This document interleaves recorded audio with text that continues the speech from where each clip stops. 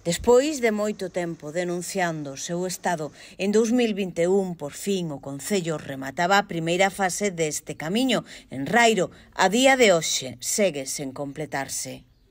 O presupuesto daquelas estaba aprobado para facer todo o camiño e, bueno, fixose en 2 fases, pero a segunda fase non chega. Xa se ve que a pista por aquí está toda bacheada, podes deixar unha roda tranquilamente, que xa non é a primeira vez.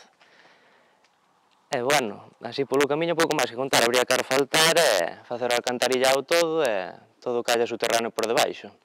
Aquí viven moitos veciños maiores, con mobilidade reducida, os que se lles complica enormemente o acceso a calquera servizo.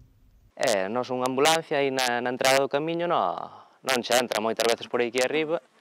Bueno, polo tema de estreitamentos, hai veces que aparcan coches aí no semáforo, a xente non quere arrisgar e témola que baixar moitas veces en brazos, e aquí é todo xente maior.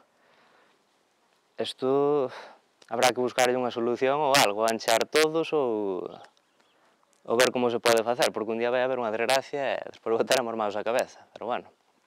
Iván e a súa familia queren levantar o peche nesta finca, cedendo parte do terreo, pero non teñen resposta algunha por parte do Concello, a quen lle piden que axilice os trámites.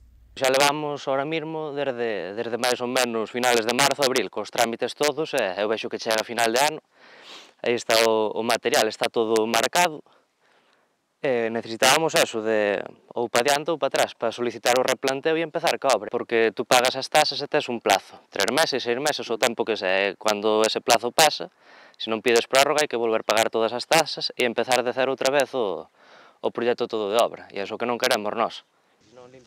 Igual que moitos outros veciños síntense abandonados por parte da administración local.